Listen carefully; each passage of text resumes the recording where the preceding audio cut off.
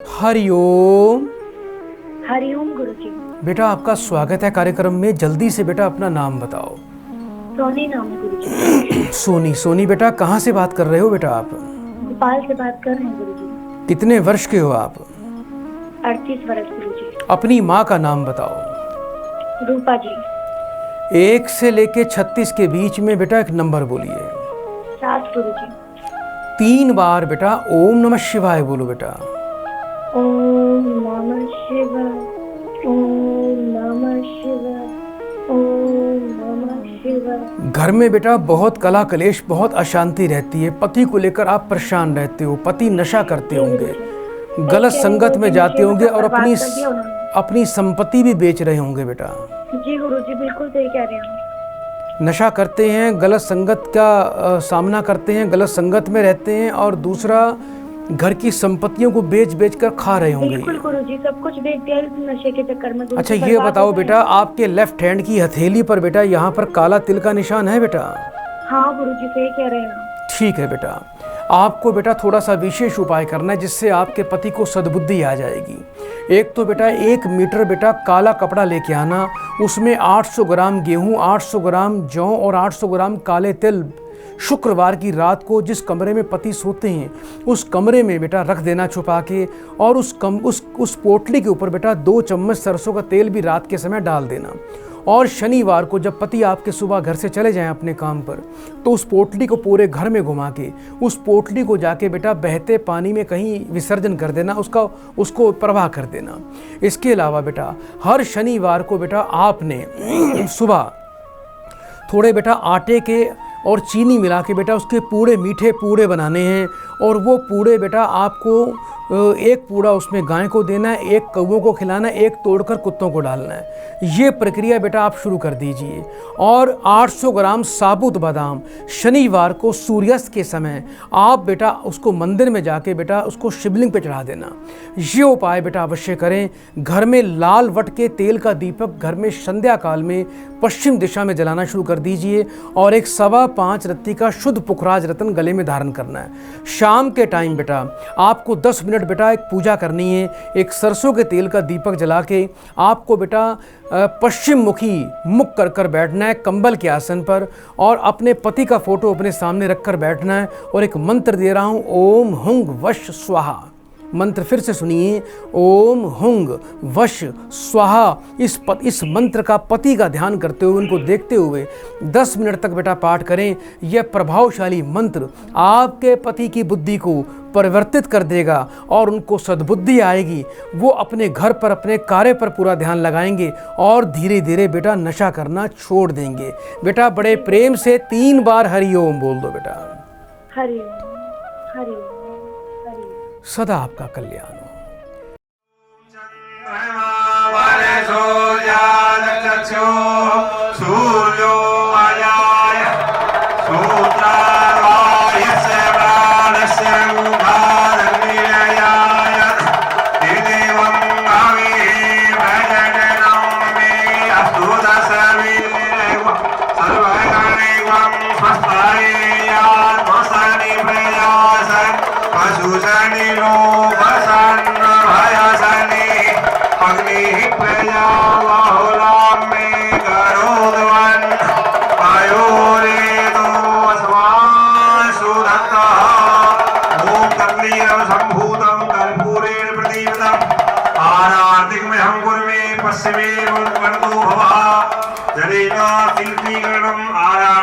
सर्वे भो देवेभ्यो वंदनं महा आरात्मे आत्मा विवंदनं महा मन पुष्पाजरे समर्पयामि नाना सुगंध पुष्पाणि यथा कालो भवारि पुष्पांजलि मया दत्तं गृहाणो परमेश्वरः सुमन सुगंधे सुमन नयः सुमन सुभाष सुभाष पुष्पांजलि अर्पण को बाबा की कर देव गणों स्वीकार हुई की कर दे बाबा।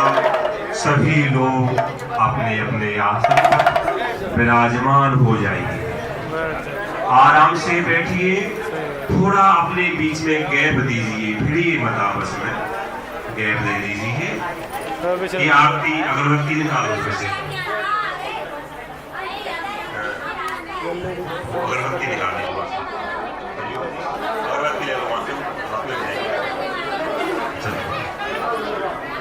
बिल्कुल शोर नहीं करेंगे, कृपया ध्यान से श्रवण करें। शोर नहीं होगा देवी जी। हाथ जोड़ के प्रार्थना है आपसे, कृपया शांत बैठें। आप सभी लोग एकदम शांत हो जाए। बैठ जाइए भैया जी, खड़े ना हो कोई भी, बैठ जाइए। बैठिए पंडित जी।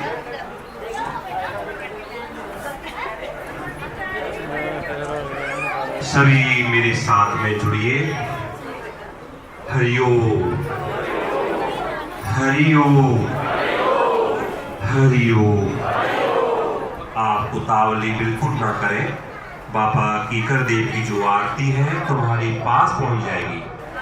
अगर नहीं पहुंचती है तो जहां है वहीं बैठे रहे आप, बिल्कुल नहीं रहे। आइए मेरे साथ सभी चलिए, आज यात्रा करते हैं परम गुरुदेव के साथ में।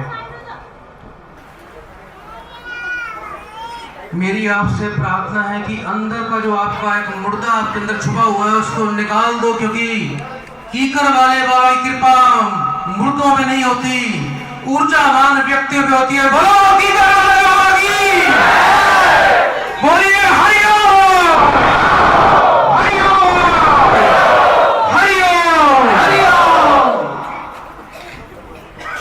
आइए मेरे प्रिय भक्तों, सज्जनों, श्रद्धामयी माता और बहनों, आज चलते हैं इस कार्तिक मास की पवित्र मंगल वेला के समय हमारे पूजनीय, प्रार्थनीय, स्मरणीय, वंदनीय, परम तपस्वी, वीतराग, तपोनिष्ठ, त्याग मूर्ति श्री श्री 1008 श्री परम गुरु श्री कृष्णन जी महाराज की।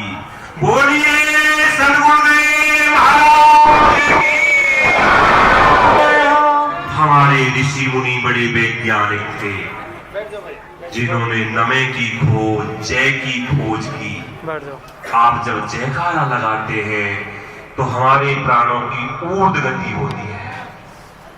आपने कभी सुना होगा कि उनके बुजुर्गों का शरीर शांत हो गया और मरते समय उन्होंने मलमूत्र त्याग दिया, सुना है?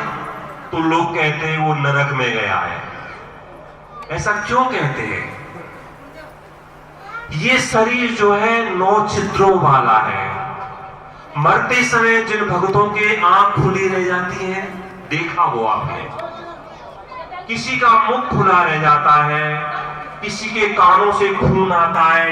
कृपया शांत रहें। बिल्कुल देखो, यहाँ किसी नौटंकी में, तमाशे में नहीं आए हुए आप बड़े बड़े धन्यवाद के पात्र हैं जो ये शुभ अवसर गुरु जी के सानिध्य में ले रहे हैं।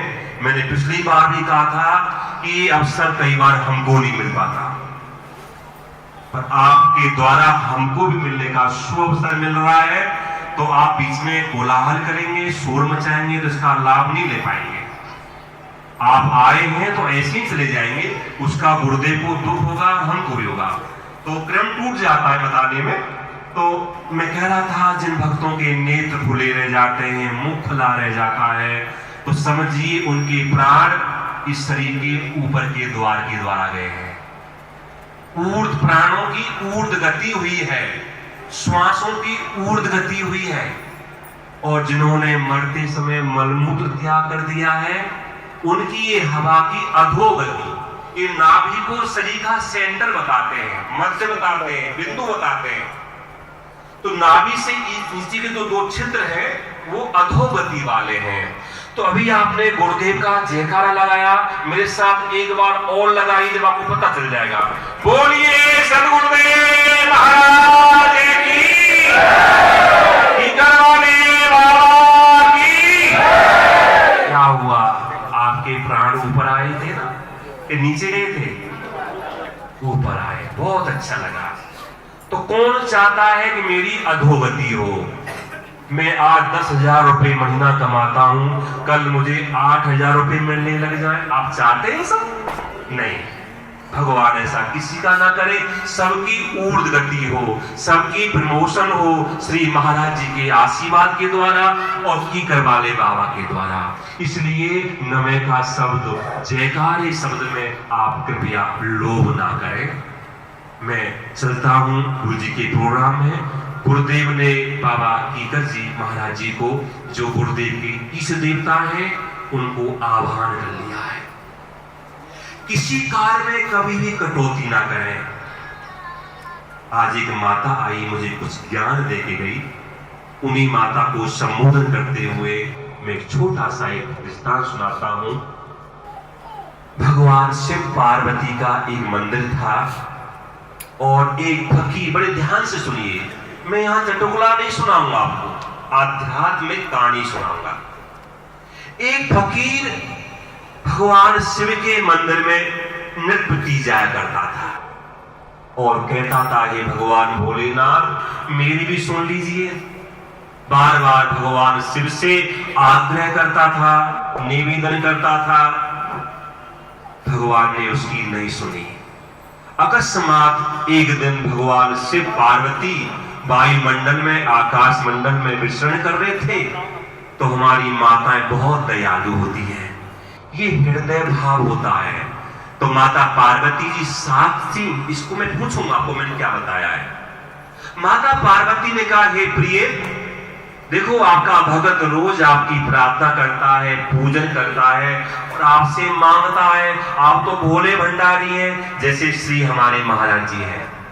इनको मैं कई बार भोले भंडारी कहता हूं। महाराज जी जब आप देते हैं तो पता नहीं चलता, आप ना जाने देने लायक ना चीज को भी दे देते हैं। ऐसे से कई घटनाएं हमारे सामने हो जाती है। कई बार गुरु जी दे करके हमको मुश्किल में डाल देते हैं। बोले श्री महाराज जी ने कह दिया आप ये चीज दे दीजिए, तो बताओ हम कहां से देनी पड़ती है। तो वहीं से ये भाई बाहर मत जाना। कहां कह रहा था मैं, अभी क्या कह रहा था बताएंगे। माता पार्वती ने कहा, हे भगवान इनको दे दीजिए ना। भगवान भोलेनाथ बोले, देवी आप नहीं समझती, संसार बहुत चालाक है, ये इनकी बातों में नहीं आया करते। अभी इनको इनके हिस्से में नहीं है, इनके भाग्य में नहीं है, मिल जाएगा। गुरुजी कहते हैं धैर्य रखिए बेटा, जल्दबाजी में कोई खड़ा नहीं होगा, सब बैठ जाइए। समय निकल गया। फिर फकीर ने बात सोची, भगवान भोलेनाथ सबको दे रहे, मुझे नहीं दे रहे, लगता है कुछ रिश्वत चलती है यहाँ पर। उन्होंने कहा, हे भोलेनाथ अगर मुझे 1 रुपया आप दे दोगे ना तो मैं चवन्नी जो है महाराज जी आपके आश्रम में दान कर दूंगी। ऐसे लोग आते हैं। वो बहन ऐसे कह रही थी, इसलिए मैंने आज सुनाना पड़ रहा है आपको। उस फकीर ने कहा, हे भोलेनाथ मुझे आप 1 रुपया देंगे तो मैं चवन्नी आपको चढ़ा दूंगा। वैसे ऐसे शब्द भगवान के सामने नहीं बोलने चाहिए। उस फकीर ने भगवान के सामने शर्त रख दी। फिर माता पार्वती बोली, देखो ना आपसे ले जाते हैं और आपका धन्यवाद तक नहीं करते। बेचारा आपसे मांग रहा है, कह रहा है चवन्नी चढ़ा दूंगा, कुछ 25% आपको दे रहा है, हम तो 10% भी नहीं देते। सत्य है, मैं भी नहीं कई बार दे पाता, ठीक है ना। एक बहन की हिम्मत समझता हूँ जो पिछली बार आई, कितने का चेक महाराज जी को दे के गई, मैं धन्यवाद करता हूँ। 1,51,000 का हमारी बहन पिछली बार आश्रम के लिए चेक दे के गई है। उन बहन का पुनः धन्यवाद कर दीजिए। कुछ भक्त लोग आज ऐसे भी आए हुए हैं। तो जब माता पार्वती ने कहा तो भोलेनाथ बोले, कोई बात ना है देवी, जब आपकी जो ये हट होती है, राजहट, बाल हट और त्रिया हट, राजा ने कह दिया तो करना पड़ेगा। आपका बच्चा रो रहा है, दुखी हो रहा है, तो आपको भी करना पड़ेगा। ऐसे ही ग्रह स्वामी ने कह दिया कि ये काम करना है तो करना पड़ेगा, ये सत्य है। भगवान शिव समझ गए, अब तो बात माननी पड़ेगी। भगवान प्रसन्न हो गए। अगले दिन फकीर जब मंदिर में गया तो उसको 1 रुपए का सिक्का भगवान के मंदिर में पड़ा मिल गया। बड़ा प्रसन्न हुआ, हृदय गदगद हो गया। हे भोले बाबा आपने बड़ी कृपा करी, जो आज आपने मेरी कामना पूरी कर दी। उठा करके पैसे को देखते रहा। भगवान शिव का धन्यवाद करता हुआ गेट से बाहर निकला तो उसको याद आ गया, कई बार भूल भी जाते हैं, उसको याद आ गया कि मैंने कोई संकल्प लिया था। मित्रों, प्रिय भक्तों, माता बहनों, याद रखिए, सत्य संकल्प को बार बार लीजिए और लेकर के गांठ मार लीजिए, उसको भूलिए मत। इस फकीर ने पुनः अपने संकल्प को याद किया कि मेरा सत्य संकल्प है, इसमें से मैं इतना 25% भगवान शिव के पास में चढ़ाऊंगा, गुरु जी के आश्रम में चढ़ाऊंगा। पर इतने दिनों में इतनी मेहनत मैंने करी है, भगवान ने मेरी सुनी है। अब इस मंदिर में कहाँ भोलेनाथ बैठे हुए हैं, किसको चढ़ाऊं, किसको दूं? है 25 पैसे में मेरे घर के बहुत काम चलेंगे। पापी का मन डूल गया। भगवान तो 10 हाथों से देते तो 20 हाथों से ले लेते हैं। जब देते हैं तो छप्पर फाड़ करके देते हैं, और लेते तो भाइयों इस चमड़ी को भी उधर लेते हैं, पता नहीं चलता। उनके बहुत लंबे हाथ है, अभी आपको मिल जाएगा। फकीर उस पैसे को लेकर के, रुपए को लेकर के बाहर गया। आप सामने दुकान थी कुछ सामग्री लेने की, उन्होंने कहा भैया मुझे ये सामग्री दे दीजिए। फकीर ने वो रुपया दे दिया और पैसे वापस मांगे तो उस दुकानदार ने पता क्या कहा, बताइए?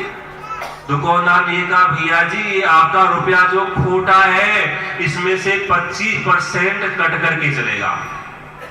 ये रुपया आपका नकली है, इसमें खोट है। जैसे हमारे रुपए फट जाते हैं ना, तो हमको जाते हैं तो कहते हैं भैया इसमें से 100 रुपए के आपको 90 रुपए मिलेंगे। तो उसने कहा दुकानदार ने ये रुपया आपका खोटा है, इसमें से 25% आपको काटना पड़ेगा। फकीर के आंख खुल गए, फकीर को दिव्य ज्ञान मिल गया। हे प्रभु आपके हाथ बहुत लंबे हैं, अगर आपने वहां नहीं दिया तो मुझे यहां देना पड़ा। प्रिय भक्तों, मित्रों, मेरी बहनों, माताओं, ये कोई चटोला नहीं है, ये आध्यात्मिक कहानी है।